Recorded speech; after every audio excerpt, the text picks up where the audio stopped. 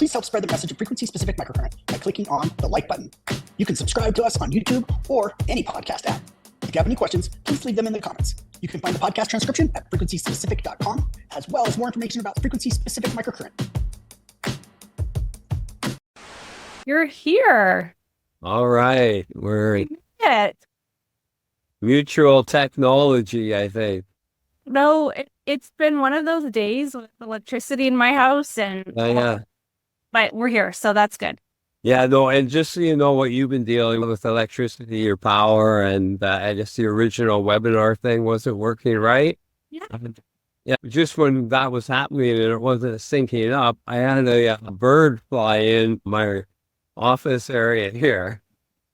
And it was trying to fly out and hitting the windows. Like maybe we're a little more than half an hour past our start date, but it seemed like we needed to find more synchronization, right? Everything was going on, so now the timing is right. And my favorite take homes from the Champion Mindset course was, "You're right on time." We're right on time. We're right on time. Yeah, I love it. I love it. It's the perfect time. I'm a little bummed that we don't have our live group with us, but my co-host and our producer, they were in Ireland teaching right now. So I guess there might have been some time zone problem, but that's okay. You and I are together, and I have so many things that I want to discuss, and And, I think they're important. all right, good. Normally, when I get my hands on you and some of the other therapists and trainers, we talk a lot about load and volume and flexibility and strength, and that is great. And I think our bodies are capable of so many different things, but I think in order to give our bodies the best chance of being their best selves, we have to talk a little bit about the mindset that we bring forth. I'm not sure how we're going to start this conversation off, because I want to basically, in summary, I want to talk about how we as clinicians or therapists, trainers can give our best, what we can do so that we are our best in order to get the best out of the people that we work with. I think we can honor that. I'll try and make sure I discuss it. So if it's, say, therapists that are listening, they're going to be both the patient and the therapist at some point. Absolutely. Right? And if it's not an injury or an illness or hospitalization, I'm sure they have difficulties. So they are the one needing care as well as the one giving it. That's like how I wrote the mindset course for you, knowing you would lead other people. But I wrote it with, I don't know, it's kind of a word that I use. I don't even know if it's a word, bibliotherapy. And I'm writing for people to learn in courses to go lead others, but I'm trying to make this reading and studying their therapy.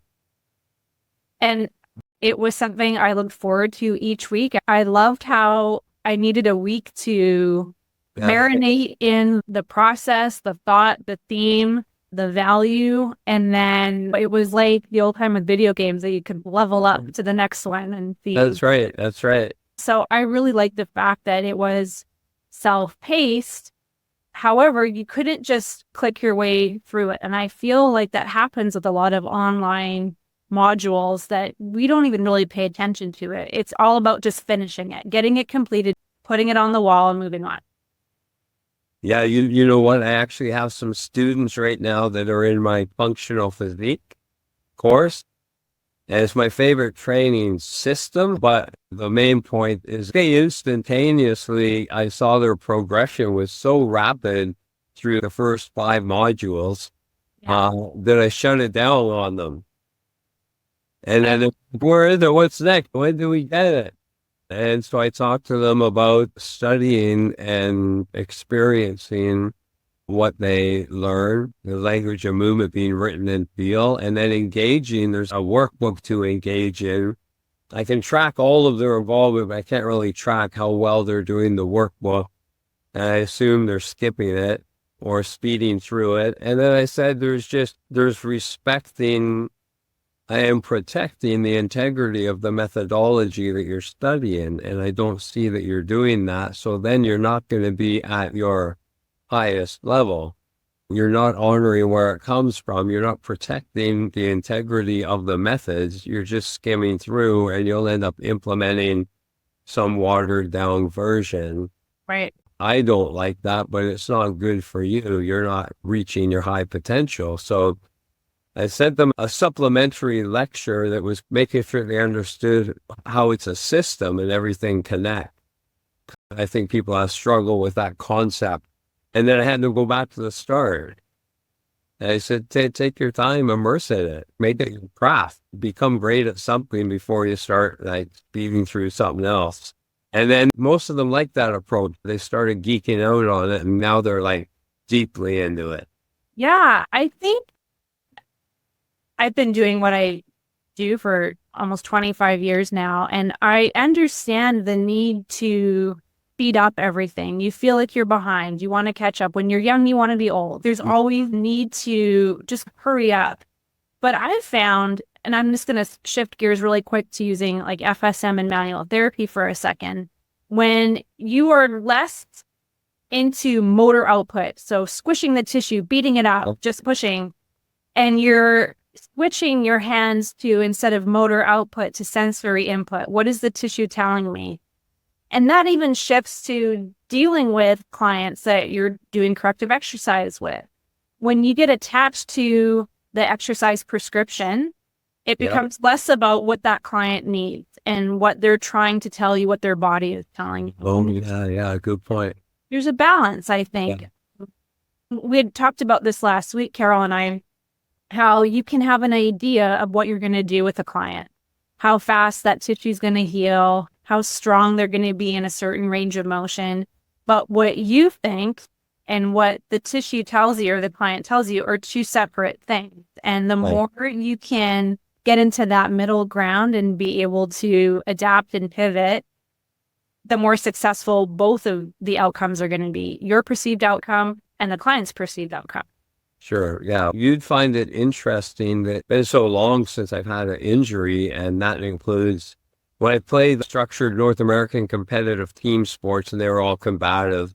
I'm playing through injuries and stuff. And then as I advanced my training and got into more recreational sports, even though I'm skiing down double, nobody's tackling me. But I did spend 2 decades. My funnest activity was hiking up mountains in the summer and then racing down. No injuries, right? So we got to know how to load and athletic and so on. But today, through COVID, I have both knees a complete meniscus tear. Right. And so my parallel to what you said, my sports med doctor, an orthopedic surgeon, said if we went by the scans, we would have you in right away on the operating table. I said, but then we've learned it's how the patient reports. And I'm reporting in 0 pain, full function, deep squats. I'm hiking in the mountains, like no pain, no dysfunction. Yeah. So they just said, keep doing what you're doing for as long as you can until it changes. And then when it does come in, we'll take care of you. Yeah, I think that's a fantastic doctor. And I think we are seeing more of that mentality. It's nice because you can't just go off of imaging, or just like you just can't go off of what a squat assessment tells us. It's how everybody feels when they're doing that. I want to ask you a few questions right off the bat, going with what you're talking about with athletes and perceived injuries. You've been in this industry for a long time. Well, are there certain characteristics that you have found across the board that certain athletes have that are indicative of their progression? You know, who perseveres when they should quit? Is it more than just being tenacious? Is it more than just being goal-oriented? Have you seen certain characteristics in the most successful athletes that you could say there's a commonality between, or a certain mindset that they might all have? Yeah, there is. And I'm not even sure if are we doing it right now? Are we recording? You're recording. Yeah, we're going to patch this all together. Okay. And then one of the things you framed up on the text, just step aside and come back in, was about patient care. Yeah. And then so somewhere near the start, I think a good thing for me to frame up is what is the patient care model in North America, and what's an alternative that I follow that you may follow. and what are the differences? And the differences then lead into what you were talking about there. Yes. With borrowing from athletes with how they approach it, because that is where the other model comes from. A general populace in a hospital with a nurse or doctor, their collective approach is a lot different than, say, an athlete has a setback. Totally different worlds, right? Yes.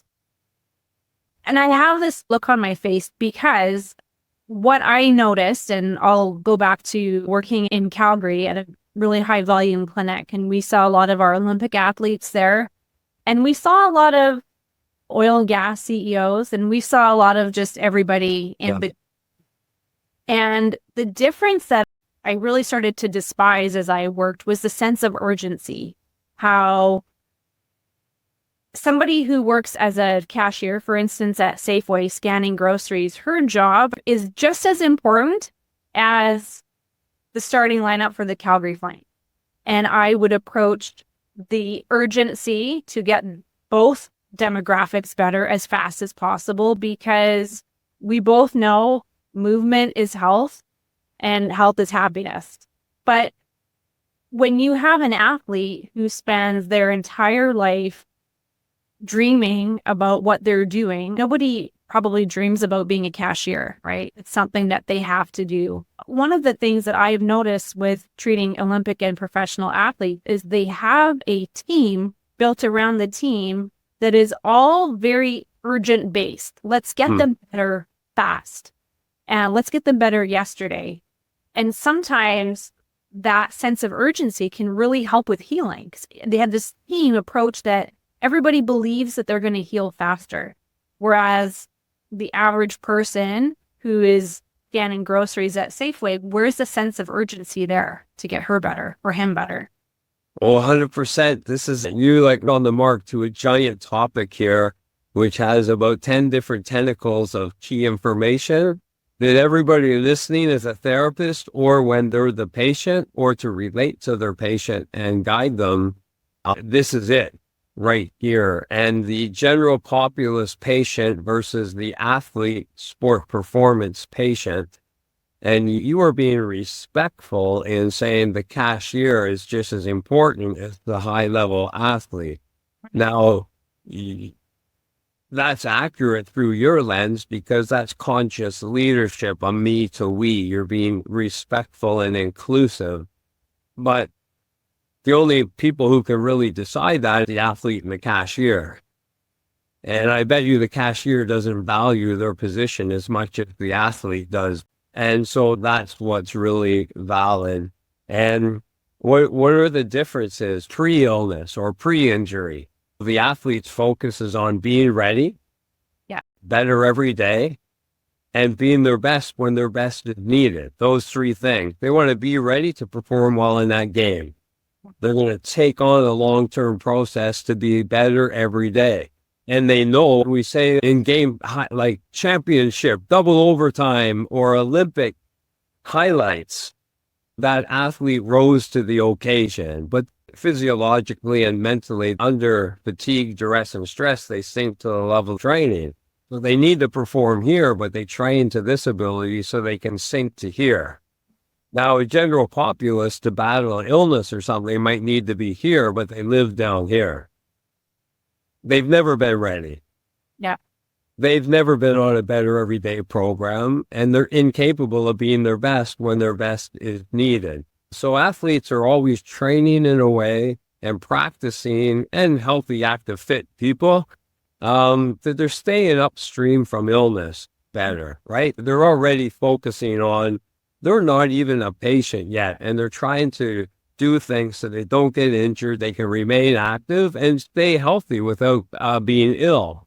And so they're at a higher level and they're well practiced in that whole routine and process. It's not new to them. And through the process of training and discipline and commitment and eating healthier and so on, they're already physically and mentally more resilient, more disciplined, right? And they already have that ability at their fingertips. The general populace, for the majority of them, it's brand new. Then we go into a hospital And in Western medicine, if we're in there for different things, but let's say a significant illness, we're in hospitals, doctors and nurses are trained in a grieving model. Oh my goodness, you got stage 3 cancer. It's a grieving model and it's slow. Yeah.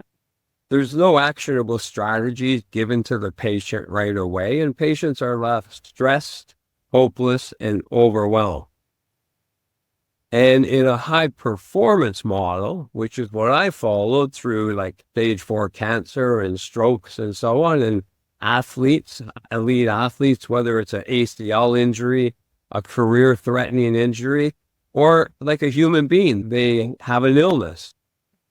And then their first thought is, okay, I've had a setback. I can't do this and this. My back's against the wall a little bit. What can I do?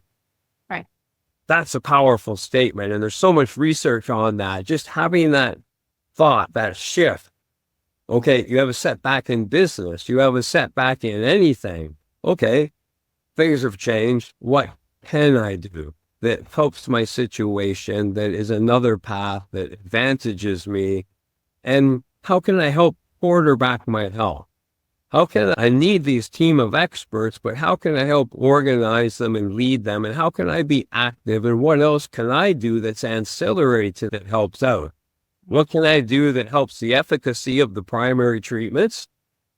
What can I do that helps beat my illness that's in a different way than the primary treatments? And then we know Western medicine, the primary treatments are going to damage our healthy tissue too and have all kinds of awful side effects. We're grateful to have the primary treatment when we're against the ropes and we're going to die without it. But we know there's a tremendous cost. It's still so archaic. So what am I going to do outside of my primary care team to heal and restore from the treatment? Right.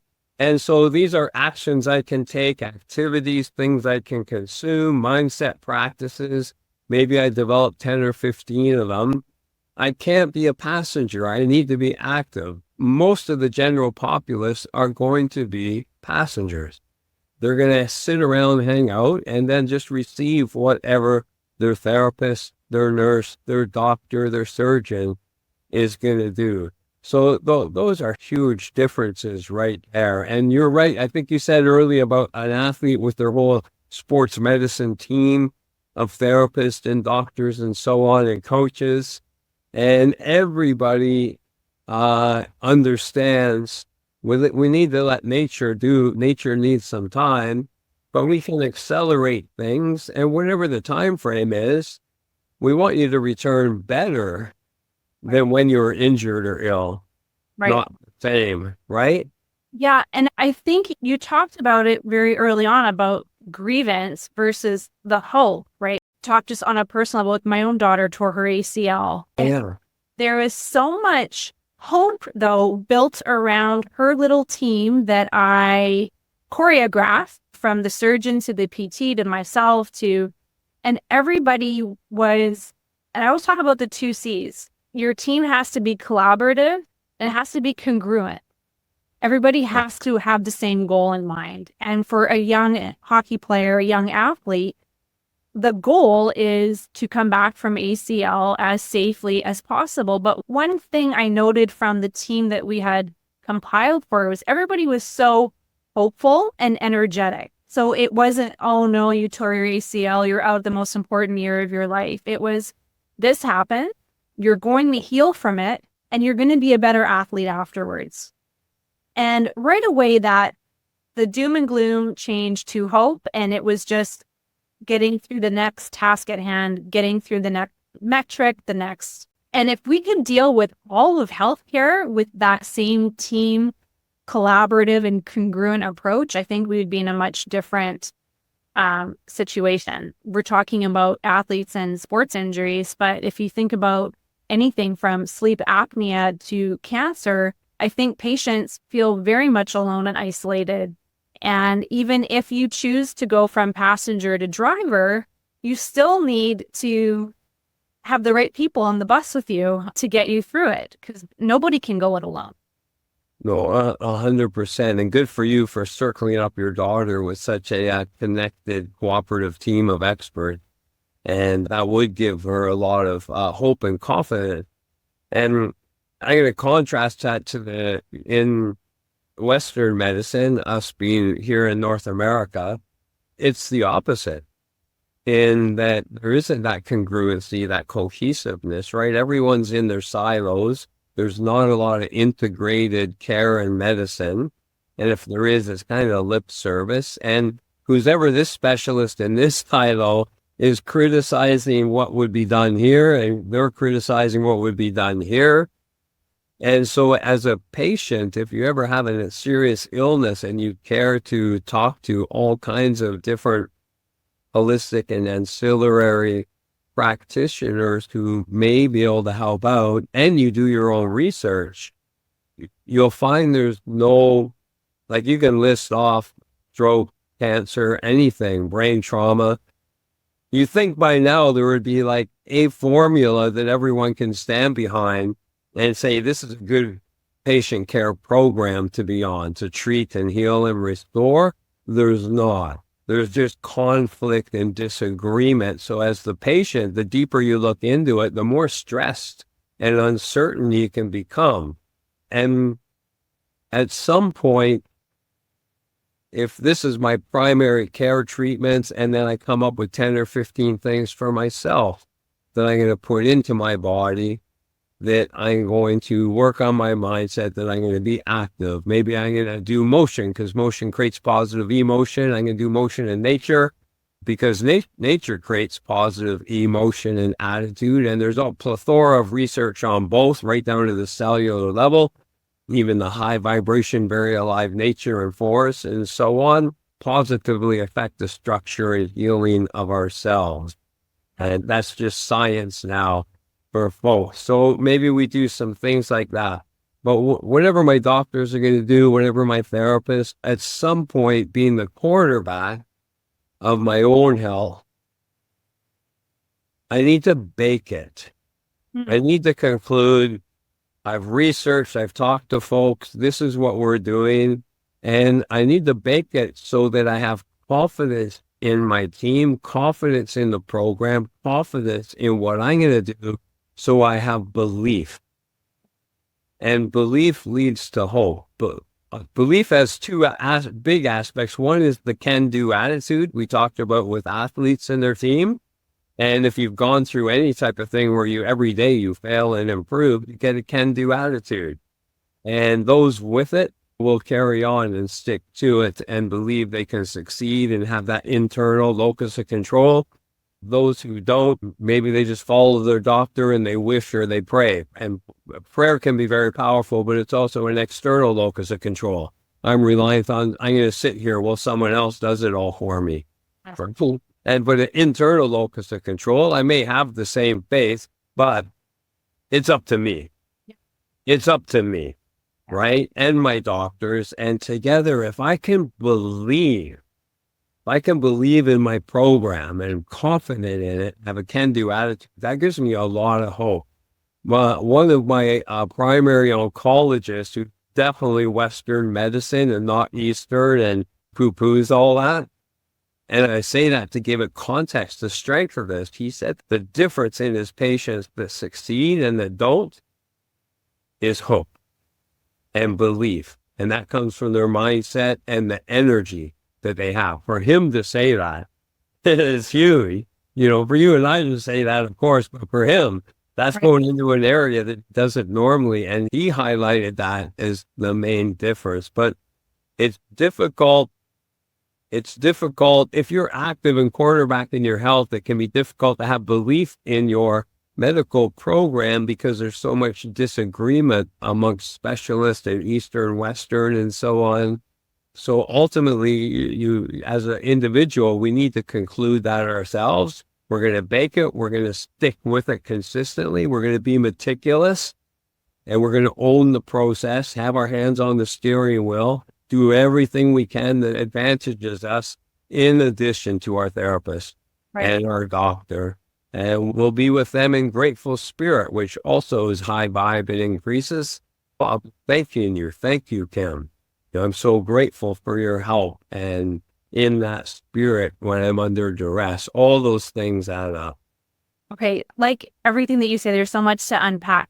I want to talk about the word belief for a second, because looking again at Ellen Langer's research, now she did research, I want to say in the late 70s, on the mind-body connection when it was very woo-woo and hokey. And she wrote... 70s, good for her, yeah. She wrote, I believe she's Harvard trained. She wrote the book it was called Mindfulness, and then she wrote The Mindful Body. If you haven't read those, it reads like a novel. But there were two studies that kind of were her claim to fame. And one of them was they had health professionals that they told them that they were not health professionals, they were homemakers. And they told them everything that you do, all your activities around the house and all your cleaning, you're going to bank all these steps, and it's actually exercise, and you're going to become healthier by doing all the activities that you do, versus the other cohort where they just said, yeah, you're a homemaker and you just putter around and you actually need exercise outside of this to become healthy. And they burnt the same amount of calories. They had the exact same amount of tasks, but the ones that believed that their movements had purpose, healthier, they burned more calories just because their intent was behind it and their belief that they were healthier because of this. She also did an amazing study with senior citizens who were given a task of taking care of a plant or like a gerbil, and just having that intent, that responsibility of having to get up and to care for something. That cohort lived longer. On purpose. So I think there is so much, again, I think there's more to the athlete can-do mindset as opposed to just genetics and cellular activity. It is the belief that their movement has purpose, their recovery means something, and they have that belief that they're going to get better. And again, going back to that athlete that has that team of doctors and therapists and coaches that are cheering them on and telling them that their recovery is going to be successful. They're going to recover faster than the norm because they're athletes. I wonder sometimes, is it the cellular activity of the athlete, or is it the belief that they are going to just recover faster? There's a great book called The Biology of Belief. Yes. You have it right there, probably, right? And Bruce Lipton is one of my favorite authors. And just, I'm going to sidestep for a second. No doubt we're on the same page there. I used to walk past that book. Every conference that I seem to have gone to, that book was there. And I've heard a little bit about it, but I finally read it cover to cover, and I've given it to everybody. And the book is tattered and dog-eared, but I believe wholeheartedly in epigenetics. And when you have somebody like Bruce Lipton, who was the biggest skeptic to begin with, and his research is undeniable in the field. So yes, the biology of belief is so good. And you know this.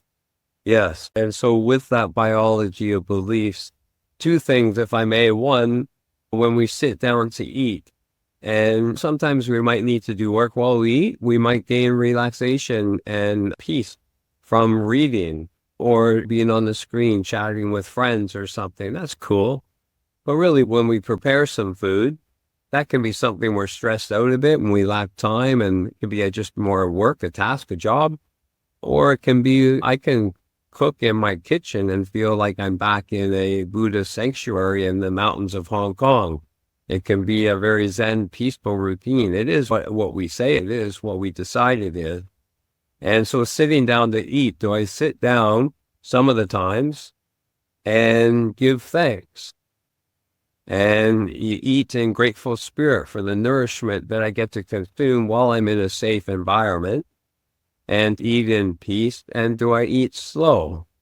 When I eat, I acknowledge while I'm eating, I enjoy the taste, but I acknowledge that I've selected nutrient-dense, full foods that are healthy for me. So one, that's empowering. That's in the biology of belief. That has a positive effect. I acknowledge this food is making me healthy. This food is giving me strength. And I believe that whatever the nutrient quality and what I can absorb out of that, I'm adding to that. I'm increasing the percentage of benefit that I get beyond the basic nutrient quality based on my mindfulness and the intention and words that I apply in my system where everything is connected. My words, my mind, my brain, my body, my spirit, the food I'm eating that interacts with my cells. So that's very important. And I have another pathway to take that, but I should turn it back over to you with that aspect. And that's an element of presentness and making everything a practice. That includes when we're at our best. That includes when we're overcoming difficulty. So one of the things I wanted to sidebar with was the concept of visualization. And visualization with athletes goes back to early times. And I think of Muhammad Ali and his visualization and his mantras that he would say to himself. And I know a lot of people would say he came across cocky, but when I think about the athletes that would talk about how he would visualize winning and what his opponent looked like. And we see athletes who, I know with again, going back to our little high school team that I worked with, I would say, girls, I want you to Google the arena that you're going to play in and Google what the opponent's jerseys look like. And when you're doing your visualization, put that team's jersey there and think about how good it will feel to score a goal on that goalie and feel the wind and the crowd and hear your mom clapping and all the things, like tying the senses through visualization. And so that's with athletes, but I've noticed even clinically working with chronic pain patients, instead of asking them the questions of how much does it hurt and what can't you do, I've turned the phrase around to what would recovery from this injury look like for you? And they stop with this sort of perplexed look on their face, like, well, what do you mean? And I said, if you're recovered from this injury, what does that look like? Tell me about what activities you're going to enjoy. And their face changes and their body language changes. And whether it's, oh, I can't wait to pick up my grandchild. I can't get back. Something as simple as putting a cup back on the top shelf of my cupboard, taking my dog for a walk, enjoying time with my husband, like all the things. And so when we talk about recovery, I think a lot of times we're stuck in, and you have to take history. I understand that. How did the injury occur? Blah, blah, blah. But we as healthcare professionals and as strength coaches, I think spend a lot of time in the past when we can create healthy visualization to what the future will look like. And if we can frame that before movement starts. So we talk about safety a lot. I feel like that is my calling, to create a safe environment for movement. And if I take that intent into every patient to create a safe environment for them to tell me their story and to feel safe enough to move in my presence. So we always talk about standing tall. When I get somebody ready to move, I want you to say, I feel safe. This feels strong. Movement feels good. Those are my three favorites. That's a great mantra. I love it. And even if that just means saying that on your first couple steps when you get out of bed, feel safe. I feel strong. Movement feels good. And then you're off to start your day. So I'm going to turn it back to you on the concept of visualization. And I know you can see this point from the elite athlete perspective and from chronic illness perspective. Movement feels good. Is that right? Yeah, that's great. And 10-second sidebar, you talk to any woman, and in different ways, you talk to women and men in a friendship, in a relationship, inside a home. Number one, we can feel safe. We can feel safe and seen. We can feel safe, seen, and be ourselves.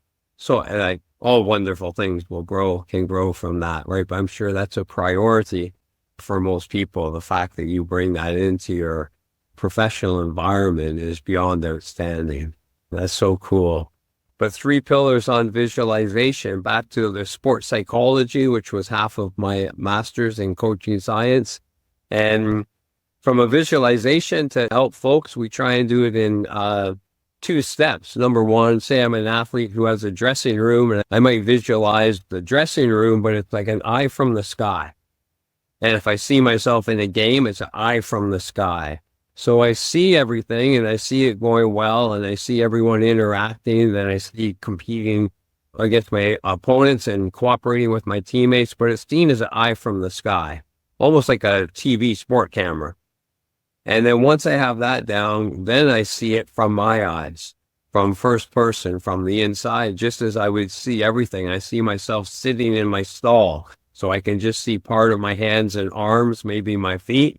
And as you alluded to, what do I see, hear, smell, etc., and then to see it successfully. And it doesn't matter if it's a fine motor skill, like shooting free throws in basketball, or if it's an ice hockey player who is going to have to play a tough role because they're a bit bigger and they're getting the courage to stand up and fight. It doesn't matter what spectrum of performance or ability, a visualization has produced positive results even without the physical practice on there. So that's outstanding. And a couple examples for everybody. When I had the opportunity to dig down deep and battle stage 4 head and neck cancer, and I remember being on the radiation table, and at this time I'm beat up, I'm getting destroyed. And I will say it was stage 4 cancer that was diagnosed about 5 years too late. My first oncologist talked to me about palliative care right away. The chemotherapy oncologist refused to do treatment. It wasn't worth it. I cut them from my team and found 2 oncologists that thought I had a chance because my fitness, strength, mindset, energy was up here. And they knew they were going to beat me up. So I was going to be slowly dying, but they thought I could outlast the killing of the tumors. We have to be up here so we have room to fall. And if I didn't have that, I was done. But I'm on the radiation table and I'm held down by this head and brain and face and neck chest mass to hold me still so the radiation can come in and pinpoint as best as possible. But it's like also blasting my brain stem and all the mucous membrane. You're getting burned up from the inside out. And you leave there, feel like you had 10 guys with steel-toed boots kicking you in the head. And a couple of unique things from a visualization. They asked me what music I would like on. I love music. And I said, no music because I want to focus. And then I asked them, I said, look, I would never disrespect anyone else. If you need to bring someone in like immediately after me, help me off the table, I'm out of here. But if there's a few minutes, however long, can I please stay longer on the table? Because when you've had the radiation treatment, number one, I'm going to do 2 types of visualization. The radiation is pummeling me. I'm going to visualize my brain like a video game Pac-Man, blowing up the tumors as well. So my brain is contributing the same time as the radiation, and I'm visualizing that happen. I know it's all destructive to the healthy part of me, so I'm also visualizing white light coming in and flooding and swirling and circulating to bring healing energy to my healthy cells that are getting decimated. And I'd like to carry that on as long as possible while the radiation is at its highest intensity. And third, it was so horrendous and so horrific and so torturous, I wanted to stay longer. So I'm in it, and I want to remember how horrific that is to help me stay committed not to be back there. And so it's a go to where the heat is philosophy. You don't skip out on that. You go to where the heat is. That's where you solve your problems. That's where you get opportunities. That's where you're a game changer. And that's where you change your own game in life. And they said I was the first one to stay longer, but that was based around the right time, the optimal time for visualization and doing that in my favor. And then super quick, 10 years later, based on the radiation, how much that damages your carotid artery. Plus, I think some effects from COVID. I had a stroke. And I don't know, only about 2 people know that. It's a real coming out party here. I lost the use of my right shoulder, my right arm and hand, and lost function in my right leg. So the first thing you are is grateful spirit. When I was at the hospital, I'm focused on the people checking in, thanking them, making sure they're doing okay, helping raise their game, right? You can still be in a mode to positively impact people, and that elevates your state right there. Day one, to be more succinct, they were going to put me on a physical therapy program, and it was whatever months long. Grateful to potentially have access to that. I declined it. I went home and did about 1,000 reps my first day home and started doing proprioception and balance. My whole career, fortunately, there's 8 billion people in the world approximately, and all 8 billion people know something I don't. I can learn something from all 8 billion people. But my whole career right here happened to be how to connect the brain and muscle, the brain and body. That's my whole TWIST methodology. I've geeked out on that my whole life. When I had a stroke, I had use of the left side of my body and I could talk. So it wasn't the most serious stroke you could have, but I lost function of the right side of my body. Not good. But also it's a stroke. I don't have capability, but I don't have pain. There's no pain, so it's not good, but it's also not something that's intolerable from horrific, torturous pain. It's like there's no feeling, right? And so that allowed me, I looked at it like a kind of a research study. In research studies, if you have 1,000 subjects, that's an N of 1,000. So I would have an N of 1 and experiment on myself. Part of me found it really interesting. And of course, I had an immediate can-do attitude. I can do this. I can retrain this. I can rebuild this. I have the resources, and did about 1,000 reps that first day with the left side of my body from bilateral transfer, and also just belief and visualization that this is affecting the right side of my body, and my body is moving and so on. And that return was amazingly quick. I give a lot of the credit to the visualization part. I think one of my favorite highlights of my career was as a young trainer, taking a lot of the twist conditioning courses that I could in Calgary. That's right.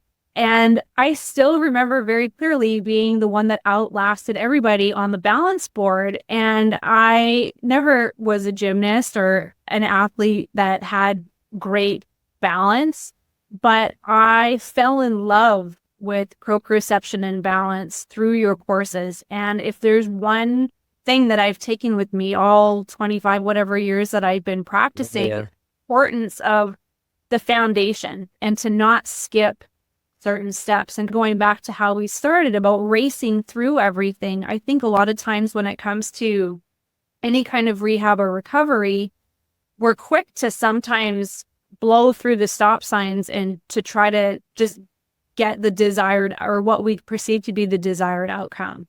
And sometimes that's what I call wrong strong, using the big muscles, the lat, wrong strong, not using the smaller muscles. Yeah.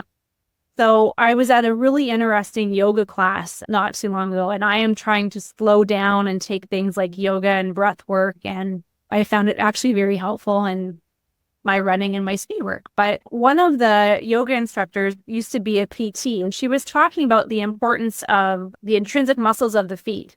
And I want to say Mark Fitzgerald was doing some interesting research with hockey players and weak feet and groin pulls. I want to say there was a connection there, and he was doing a lot of foot work.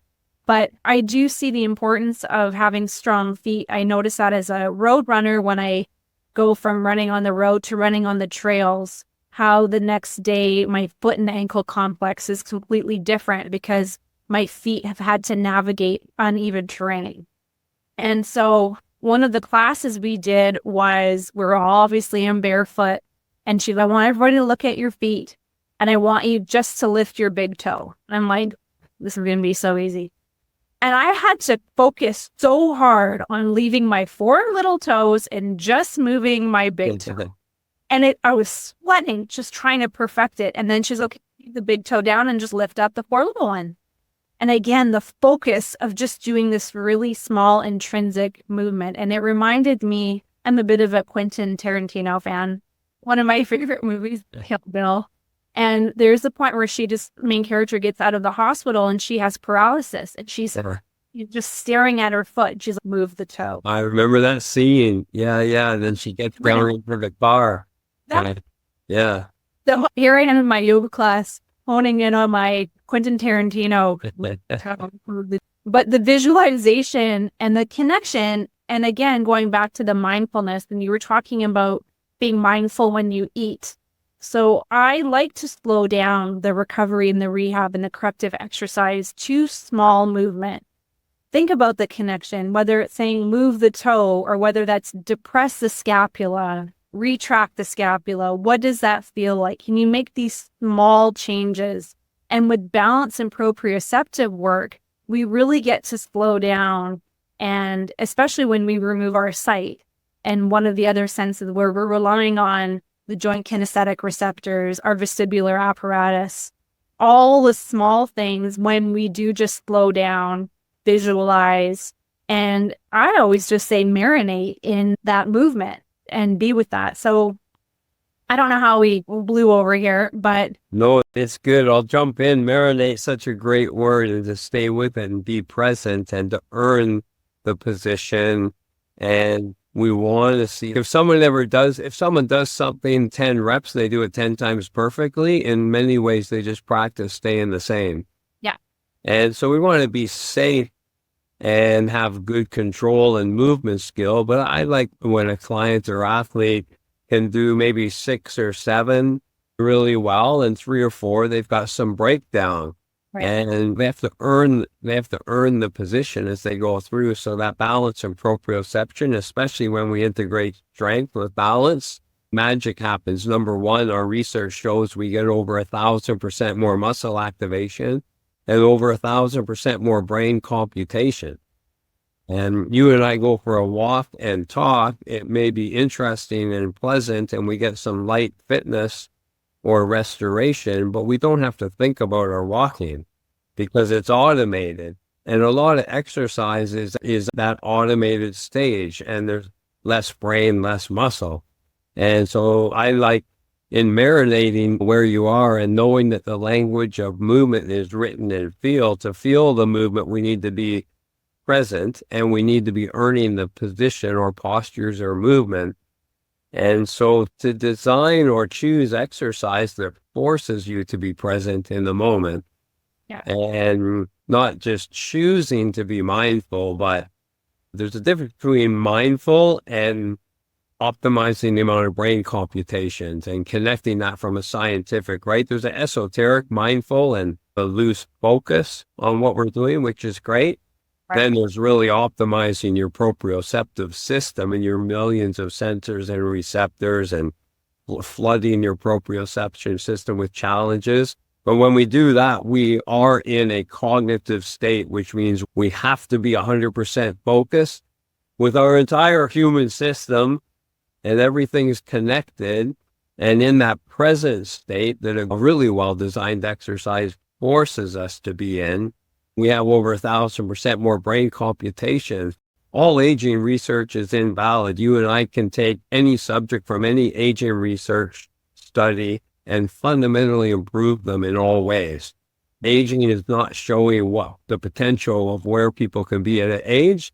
They're showing through their lifestyle where they may decline. And so I'm certain that we can grow brain cells and get smarter for academic performance, as well as emotional intelligence and kinesthetic movement intelligence as we age. That's all at hand for us.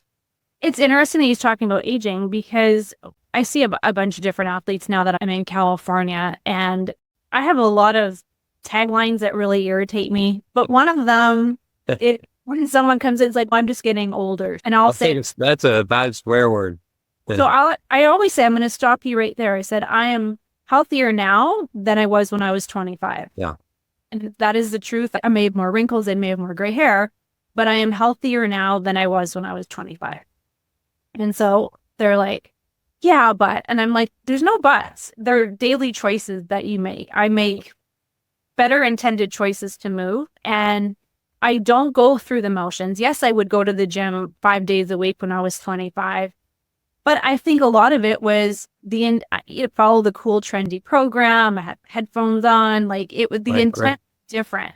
When I go for a run, I think sometimes I have music, sometimes I don't. I'll say it over and over. I get faster as I run uphill. I look back after and I'm like, I was faster on the incline because I am stronger every day. This mile's making me stronger. Mile 5 is going to make me stronger for mile 9. And so it all encompasses that, again, that intent, that mindfulness, but it's not just being present. I'm going to talk a little bit about your course for a second and I can't remember which week it was, but we had the task to find some symbolism in our lives. And I chose a palm tree. And the reason why I'd chosen the palm tree is, yes, I'm a transplant from Winnipeg, Manitoba to sunny California. Every time I see a palm tree, I'm in California. I'm not in Kansas anymore. I'm here. What does the palm tree represent? For me, it's given me a whole new lease on being outside. And I didn't realize how much I need to be outside. Now, a kid growing up in Winnipeg, I was threatened every day of a sunny day in the summer. Oh, it's sunny. You better get outside. When I moved here, it was sunny and 75 almost every day. I found myself going on a lot of walks with my dog because I felt that I needed to be outside, but it wasn't that guilt. And I know what's interesting is there is research now backing up what we inherently feel, why it feels so good to be outside. In going back to a little bit of FSM, there's a really neat documentary from James Russell. It's called Resonance. And I believe the documentary at first was designed to talk about EMF pollution.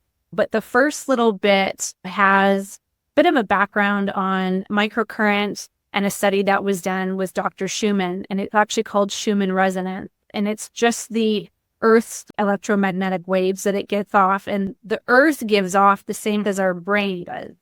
And I'm good now. When we're outside, I think collectively we can all agree when we've spent a good day outside, we come back and we're tired, but we're tired in a blissfully exhausted way because we just feel good of being outside. And people will say, oh, it's just the fresh air.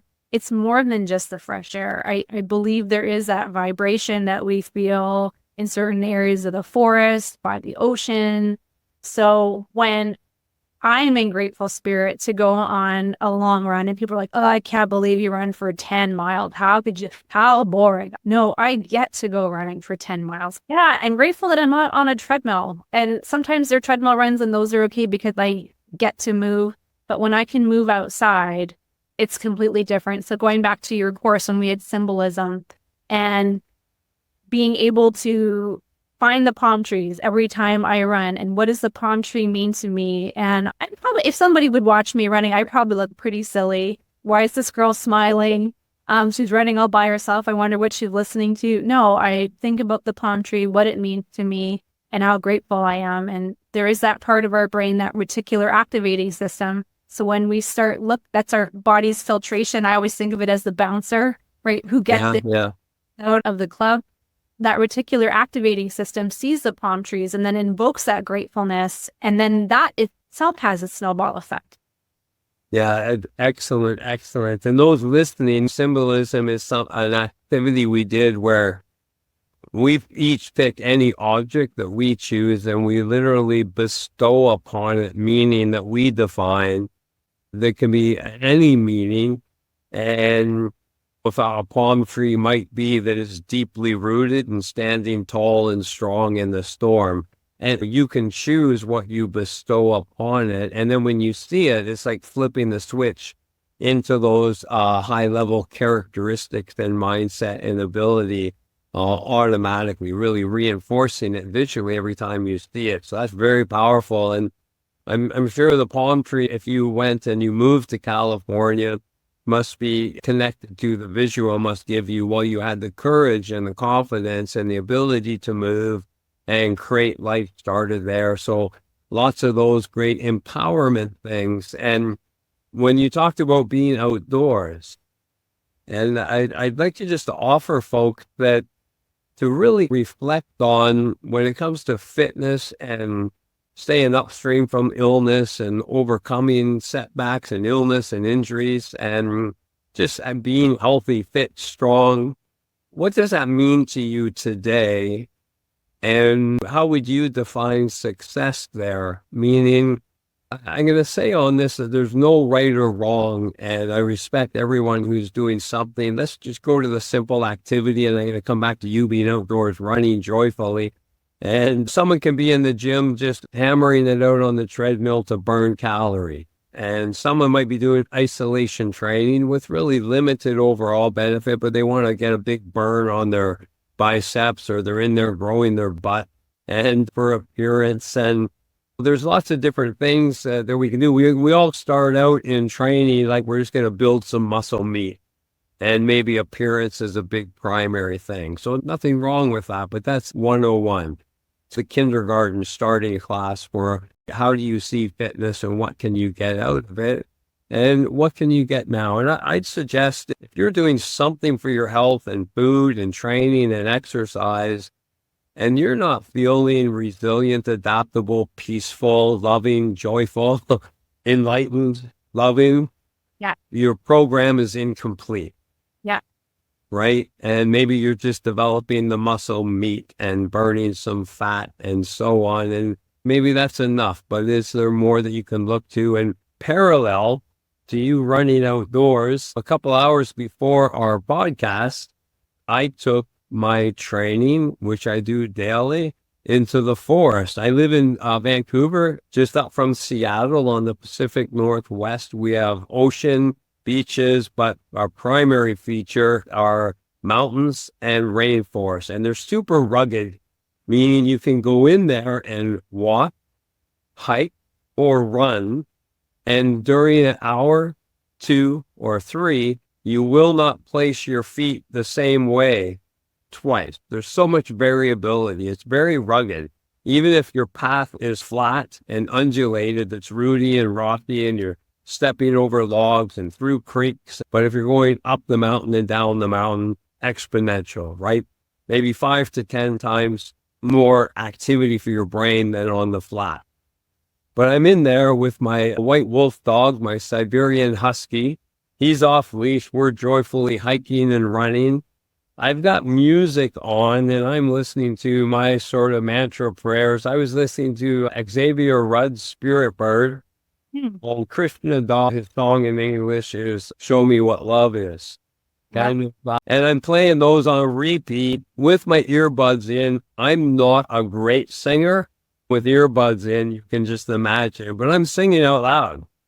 I got a smile on my face while I'm sweating and grunting. I'm running with my dog through the forest, and I only saw a handful of people in there, but they just look at me, I wave, and they just smile. And just compare that for your spirit, your soul, your mindset, your body, your brain to plowing it out on a flat treadmill while you watch soap opera reruns on TV.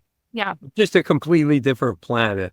There's neither one, it's not a right or wrong. They're just completely different. So with your conditioning and your healthfulness and your illness prevention or coming back from that, really think of what's possible with what type of success can you accrue? What type of benefits can you accrue from the type of exercise, training, lifestyle, activity program that you're on? And I think there's a lot more for most folks that they can benefit from. I agree on so many. And like we were talking about, sometimes you do just need, I just want to put on some old school thrash metal and just sprint on the track as fast as I can. I don't want to think about my environment. I just want as fast as I can. And there's a time and a place for it. But going back to some endurance, when I only started endurance training since I moved to California because I needed to find something to do outside. So I'm going to train for a half marathon. Good for you. And so I just I've been getting better and I'm getting better and better. I'm getting faster and faster. I'm hitting these PRs, and it's not just about the place. And yes, I'm competitive. So part of it is that I really enjoy the journey. I enjoy training. I enjoy being outside. So I was thinking about the course, the Champion Mindset course that we had taken. And at a long run, I had 10 miles to do the other day. And every mile I try to have a theme that helps get me through. Instead of thinking I'm running 10 miles, mile 1 is my warm up, and I try to be in tune with my body. How does this feel? How does that feel? Mile 1 will prepare me for mile 2. Do I pick up the pace? Maybe I need a little bit more. As I am getting older, I need a little more warm up. So It's okay without judgment. I just think mile 2's more warm up. Mile 3 might be what's around me. Can I see trees? Can I find palm trees? And then I do, again, a check-in. And then in mile 5, I decided to do something different. I decided to wish and bestow an excellent day on every person, car, or creature that I pass. And if I pass people, I always love to wave or give a peace sign as I'm running. Yeah, I love it. But then I thought, why stop at runners or cyclists? Why don't I wish the bird a good day? Why don't I wish the car? And so I was waving at cars and birds and people. But that mile, when I looked past it, was one of my most effortless, fastest miles because I was giving. So it's always about, I do enjoy taking in, but sometimes it feels good to just give out. You were elevated. You would feel lighter. Right. So it's excellent. And yeah, so there's just, again, going back to the course, and I've given a testimonial to you, and it wasn't just a fluffy one. I honestly believe this course will change lives of practitioners, of whether you're a strength coach or some of us who are dealing with chronic pain patients. And it's a very simplistic concept that we heard so much, especially during COVID, about you have to put your mask on first before you can take care of others. And I think with continuing education, we do get so caught up in like the latest trend and let's learn the best taping technique or stretching technique or whatever it is. But if you can take a course that makes you a better human being, then that spills over into your profession and 100%. It benefits everybody. I'm very grateful for the course and all the work that you put into that and your call to action for helping us become better people. So thank you for that. I'm honored. I appreciate your positive words. And I'm great. It resonated and you benefited. And I hear a lot in the course is neuroscience, positive psychology, positive leadership, conscious leadership, so that we build self and then turn me to we. And we are able to give our best to everyone, but also individually have a higher quality life experience. And a high quality life experience, sure, there may be more successful relationships, more successful career and business, but our perception of high quality really comes from the process of today I'm going to have 50 different small moments. And inside each of those micro moments, if this is magic and I show up and can leave the people in that moment better than when I showed up to them, that's just nonstop energy giving and empowering and so on. So going from that me to we perspective and approach works best when I am at my best. And then I can give that. So that's fantastic. And from the heart, I'll share. And what Kim is referring to, it's a champion mindset and mental well-being course where you do study succinct modules and receive lectures that I deliver from the rainforest mostly, and for a setting that's consistent with what we're talking about, but you consume it a little bit more like a program in that it's designed to be active. So 1 day of study followed by 6 days in the week of being active, applying your mindset principle, method, strategy, and then journaling. So 12 weeks. Day 1 each week, study. The next 6 days, implement the methodology. So you're active, similarly like you would an exercise program. You're implementing these activities, and then you're recording the results. I showed up in this way. How did that feel for me? How did I notice that affected Kim? And what were the tangible results and benefits that I came out with by showing up with that type of mindset and attitude and so on? And so 12 weeks of that, it's like how you would think of an exercise program, but for your mindset. I refer to that in the course, an all-star lineup of mindset method because it has to be simple. The science behind these is very complex, but the concept and to apply it is very simple. It has to be, because simple is replicable and actionable, and complex is not. And so it's very easy to understand and implement. These have been universally effective. I've got someone with brain trauma, someone who's battling cancer, someone who just lost their business, someone who lost their marriage. I've got an athlete who's aiming for a gold medal on the podium. I've got an MVP major league, all-star athlete. And so from all different spheres and spectrums and walks of life, what has helped people through the difficulties and become their best and rise up to new levels of achievement and happiness, call it happy success. That's elusive, right? Some people achieve success, some people achieve happiness. Most people are elusive on both and have lots of periods of struggle. The combination to be your most successful and also be peaceful and happy is a rare combination, and they've been able to lead there. Right.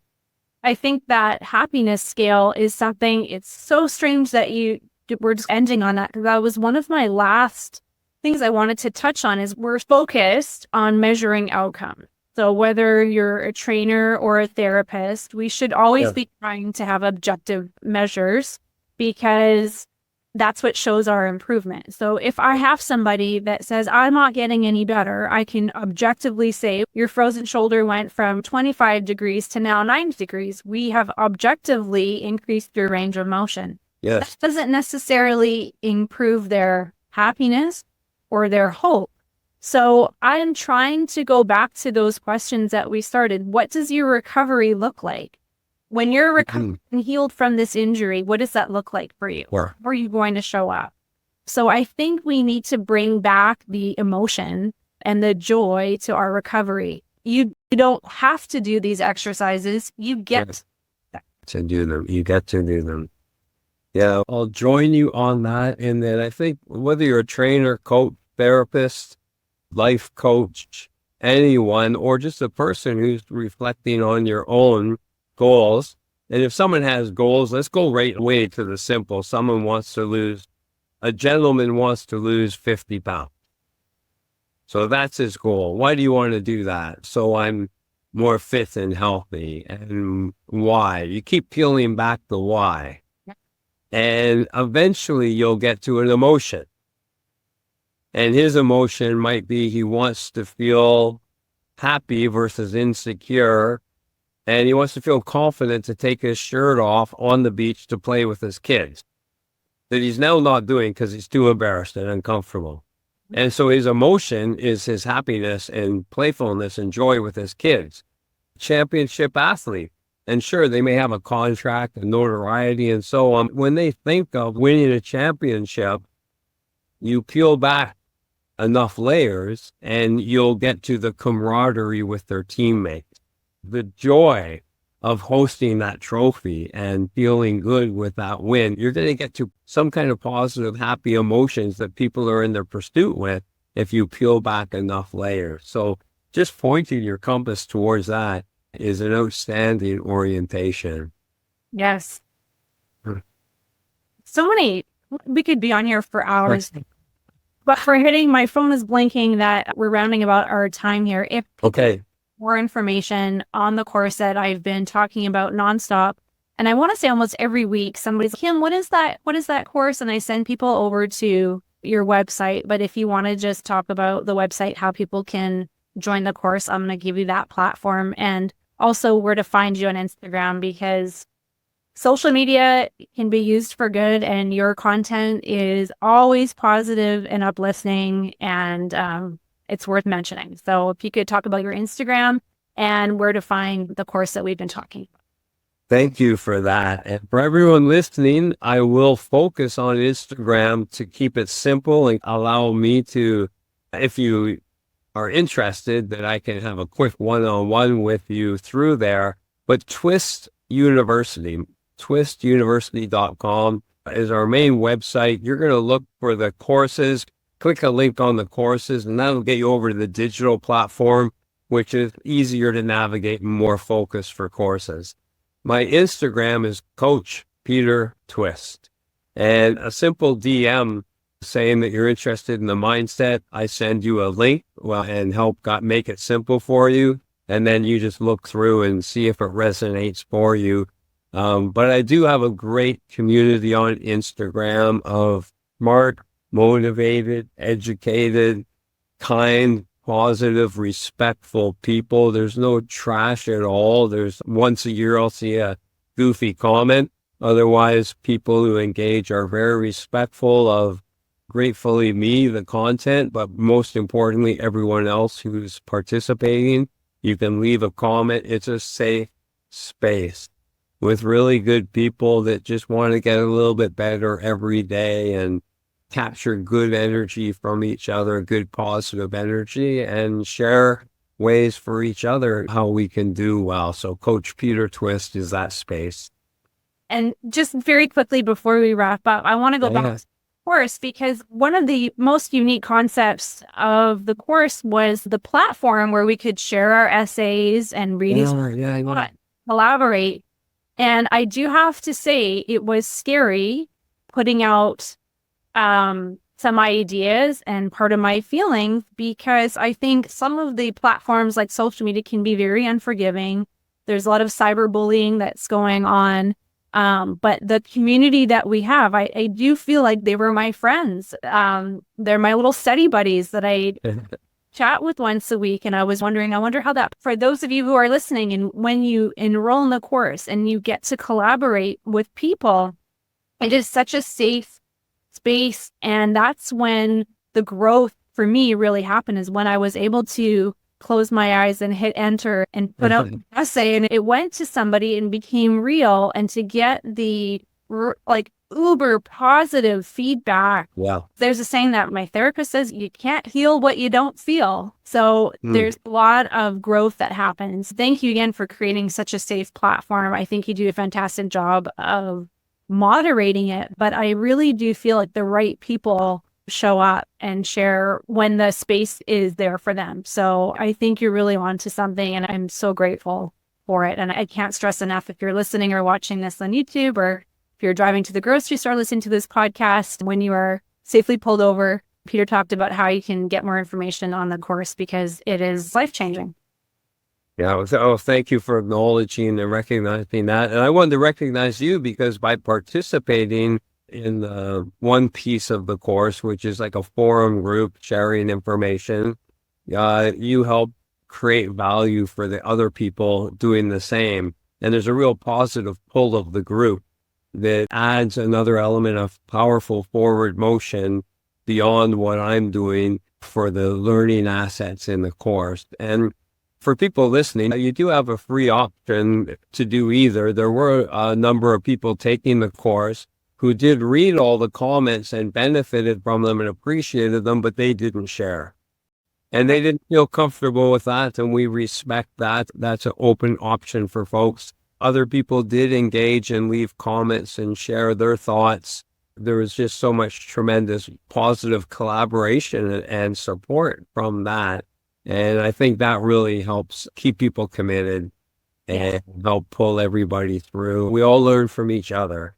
Including myself, from all of you that participated. So I think we're all equally appreciative. What a great feeling to be just so grateful for all of it. So on that note, I'm very grateful for the time spent, even though it was a bit of a rocky start. We were right on time though. We got it done. And thank you again for sitting down, standing up, and chatting with me.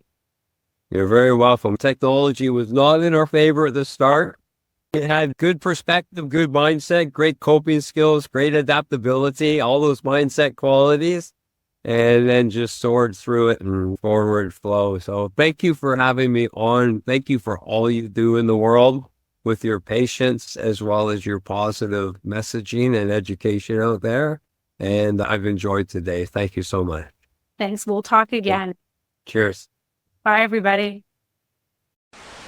The Frequency-Specific Microcurrent podcast has been produced by Frequency-Specific Seminars for entertainment, educational, and information purposes only. The information and opinion provided in the podcast are not medical advice, do not create any type of doctor-patient relationship, and unless expressly stated, do not reflect the opinions of its affiliates, subsidiaries, or sponsors, or the hosts, or any of the podcast guests or affiliated professional organizations. No person should act or refrain from acting on the basis of the content provided in any podcast without first seeking appropriate medical advice and counseling. No information provided in any podcast should be used as a substitute for personalized medical advice and counseling. FSS expressly disclaims any and all liability relating to any actions taken or not taken based on or any contents of this podcast.